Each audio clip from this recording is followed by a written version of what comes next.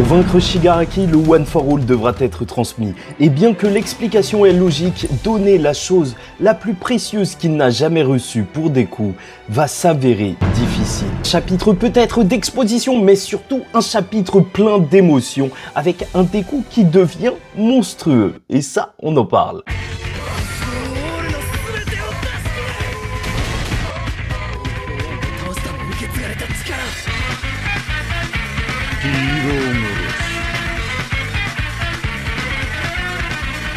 Mesdames et messieurs, ici Chage et on se retrouve aujourd'hui pour la review du chapitre 413 de My Hero Academia, Boule de plomb, et bien sûr peut-être une référence donc aux balles qui sont tout simplement parfois faites en plomb et qui donc, lorsqu'elles rentrent dans un corps, peuvent s'avérer mortelles. Un corps étranger qui peut être rejeté par le corps humain, et ça, en fait, ça prend tout son sens lorsqu'on va parler de ce chapitre. On commence tout de suite après avoir liké ou disliké la vidéo, bien sûr, commentez et donnez votre avis en commentaire parce qu'on est sur la fin de My Hero Academia, et n'hésitez pas à vous abonner car on suivra tout jusqu'à la fin, et bien sûr, on parlera encore de l'œuvre, même après. Et on commence tout de suite par le dernier message de Stars and Stripes. Puisqu'une fois n'est pas coutume, lors de cet arc final, on va retrouver donc une explication de ce qui s'est passé lors du précédent chapitre, avec bien sûr SAS qui avait pointé du doigt quelque chose et qui avait permis au second utilisateur d'avoir une idée.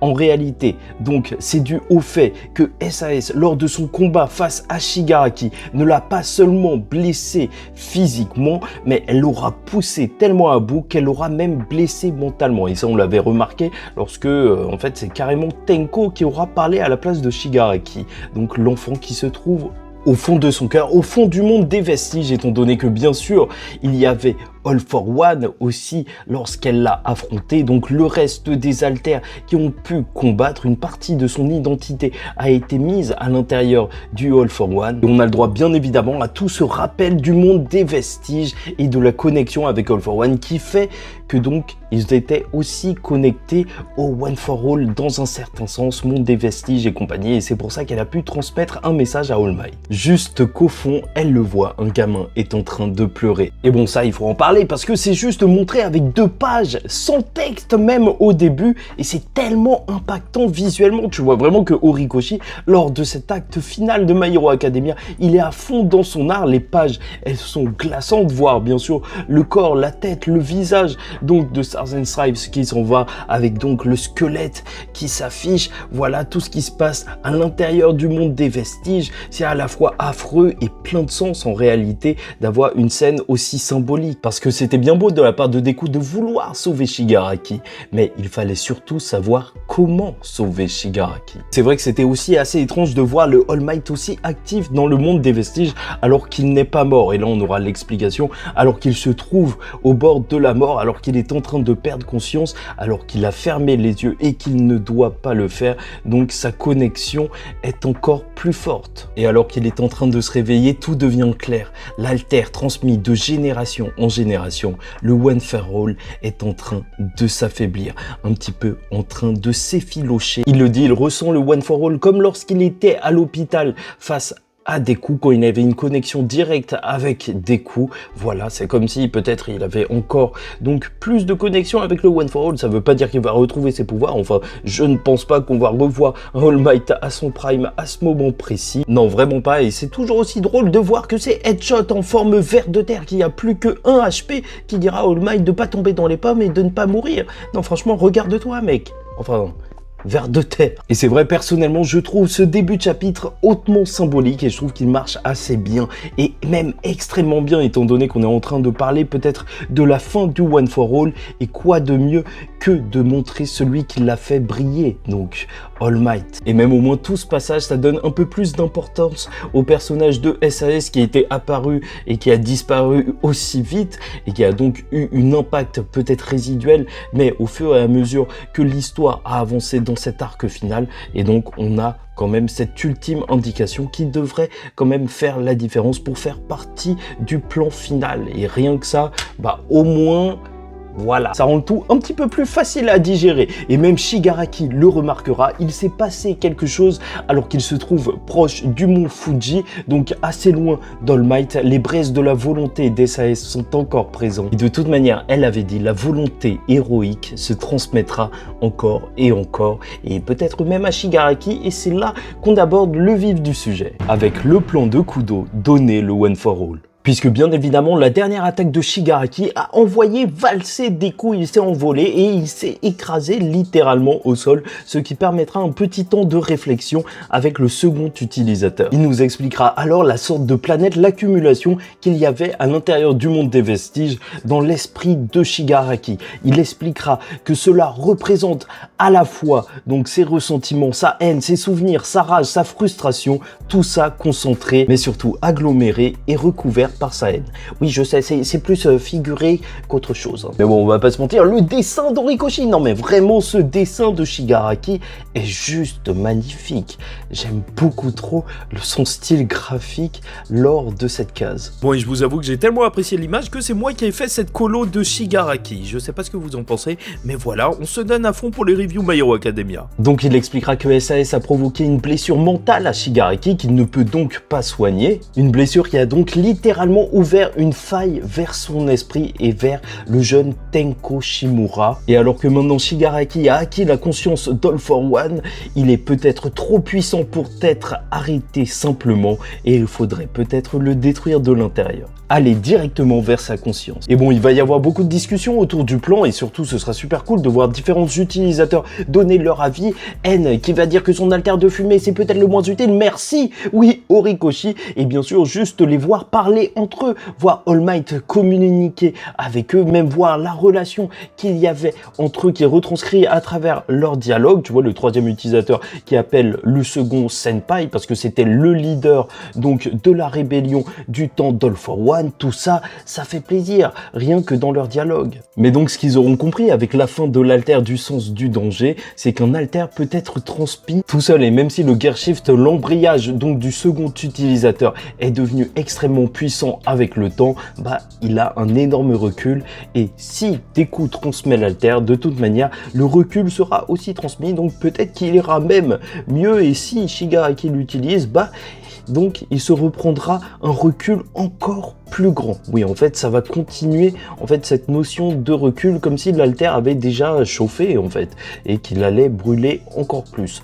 Donc voilà pourquoi il considère qu'il peut être passé, même si normalement il est extrêmement dangereux. Et surtout, et peut-être la chose la plus importante, ils en parleront donc du fait que donner un alter pourrait être à la fois aussi dérangeant pour Shigaraki, de la même manière que là on va voir une image avec le Bakugo qui passait des papiers à Deku à l'époque en lui lançant tout sur le visage. Je sais pas comment ça se fait que Deku ait pu rester calme autant d'années. Bakugo était tellement détestable, mais ça fait plaisir quand même de le voir un petit peu dans ce combat final parce qu'il a un petit peu forgé donc Deku, et même les exemples qu'il a en tête, bah c'est Bakugo. Enfin bref, tout ça pour dire qu'on peut donner une chose simplement ou la donner un petit peu plus violemment et même donc faire des dégâts en la donnant. Et ce sera donc le but de Deku, donner un alter mais limite en le réduisant en poussière, en le réduisant en morceaux pour qu'il soit limite inutilisable et qu'il serve juste à attaquer de l'intérieur. Et le second utilisateur est prêt à prendre ce risque. Il a vécu dans un monde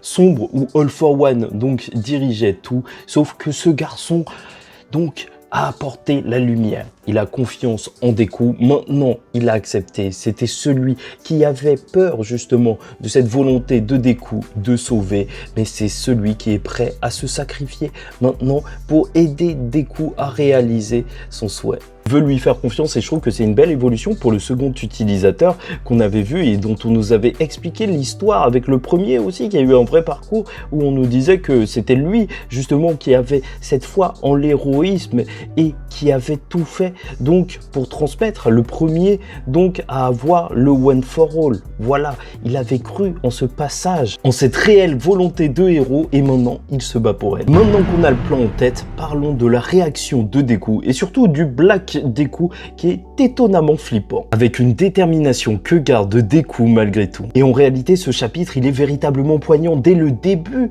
même de cette conversation qu'il va avoir avec les autres utilisateurs. Il va tourner sa tête vers le sol, on va même pas voir son visage lorsqu'il va penser à abandonner le One for All, lorsqu'il va repenser à All Might dès le début de la conversation. Et déjà ça te mettait dans l'ambiance dès le début du chapitre. Parce que n'oubliez jamais que Deku est égoïste, il ne veut pas partager. Non, plus sérieusement, bien évidemment que c'est quelque chose de précieux pour lui, ce cadeau qu'a fait All Might. Et Nana Shimura le dira bien, elle sait que Deku ne recherche pas la puissance, qu'il ne recherche pas la gloire, qu'il n'a pas peur de mourir, mais ce qu'il y a avec le One for All, c'est que c'est quelque chose auquel il est profondément attaché, quelque chose qui a littéralement changé sa vie. C'est un trésor qu'il a reçu du plus grand des héros et de la personne qui l'idolâtre le plus. J'aime tellement qu'en My Hero Academia, ça en revient à des choses simples, les émotions de Deku, je trouve que ça les traite assez bien pour qu'on soit réceptif à chaque fois.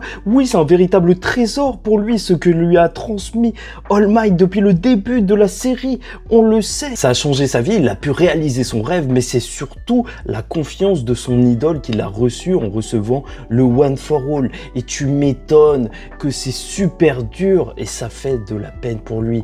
Très sincèrement, franchement, juste voir les cases de Deku, ça me fait mal. Mais quoi qu'il en soit, le second utilisateur le dira, il faudra que Banjo reste avec Deku tout le long parce que le Black Whip garantit sa survie. Franchement, s'il n'y a pas un alter plus iconique maintenant que le Black Whip pour Deku, je sais pas, vraiment, est-ce que c'est pas plus son alter que la force comme All Might l'avait? Non, en vrai, non, le vrai One for All, bien sûr que c'est la force, mais vraiment, c'est une dinguerie. Le Black Whip, mais masterclass cet alter, même un petit peu trop justement, et on va y venir. Quoi qu'il en soit, Deku le dit, il est prêt à le faire et va directement lancer une vague de pression d'air sur Shigaraki en lâchant une puissance juste débordante. Ah oui, j'ai complètement zappé d'en parler, mais il y a un bras de Shigaraki qui s'est envolé, mais là, vu la puissance de Deku, ça arrive tous les chapitres aussi. Même Shigaraki le dira, il ne ressemble plus du tout à un héros, quelque chose qui nous rappellera bien évidemment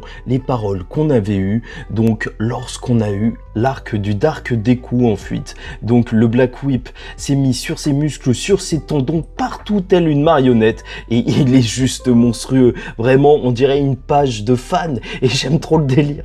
Le Black Whip est à son maximum et il est prêt à envoyer ses haltères sur Shigaraki pour le détruire de l'intérieur. Et bien sûr que même visuellement, ça nous fait penser à des symbiotes. Parce que si Horikoshi est fan de Spider-Man, de Spider-Deku avec son Black Whip, il fallait qu'on y arrive au bout d'un moment. Donc le symbiote, le Venom. Bon, ici on n'évite pas les polémiques. J'ai vu des critiques sur le fait que le Black Whip puisse faire ça. En fait, c'est vrai que ça fait de plus en plus de choses et peut-être un petit peu trop de choses en fait.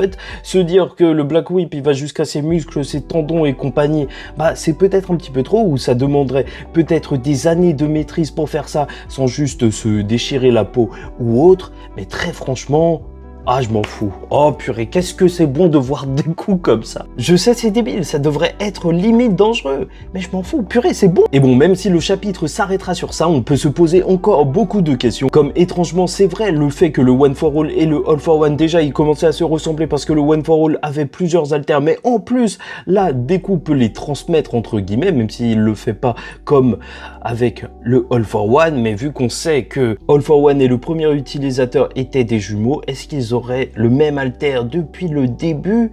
Et en fait, pas une variante bizarre, mais vraiment le même alter, sauf qu'il l'aurait pas eu du tout utilisé de la même manière, et c'est pour ça que ça aurait fait un truc bizarre. Je sais pas, franchement, j'en sais rien. Peut-être que penser à ça, c'est juste totalement incohérent. Dans tous les cas, c'est vrai que vu qu'on nous a expliqué le plan pour mettre fin à Shigaraki, on peut peut-être s'attendre à des rebondissements, parce que c'est souvent comme ça en fiction, pour garder l'intérêt du lecteur, surtout que Aizawa, on n'a pas eu de nouvelles de lui, Kurogiri non plus, donc il devrait se passer quelque chose à ce niveau-là, et c'est vrai qu'il faut que ça se passe au moins donc avant la fin du combat avec Shigaraki, parce que sinon on va pas être autant intéressé que ça, je pense. Bien évidemment, avec ce plan, ça permettra à Nana Shimura aussi de sauver son petit-fils directement, et sait-on jamais combien d'altères Deku devra donner avant que Shigaraki soit sauvé. tous ses alters. Est-ce qu'il lui en restera juste un seul, juste pour rester un héros, ou si c'est peut-être juste un plan de Nana Shimura qui depuis le début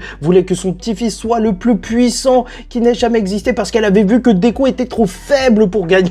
En plus sérieusement, bien sûr, en fait, c'est un chapitre plein d'émotions dans un certain sens, alors qu'on nous explique le plan final avec une certaine forme de mélancolie. On aura passé la série à voir Deku s'entraîner afin de maîtriser le One for All, et maintenant qu'il en est arrivé là, il doit lui dire au revoir. Et bon, globalement, le chapitre 413 de My Hero Academia est une préparation d'adieu. Le plan est tout trouvé. Si Deku veut sauver Shigaraki, il devra tout abandonner.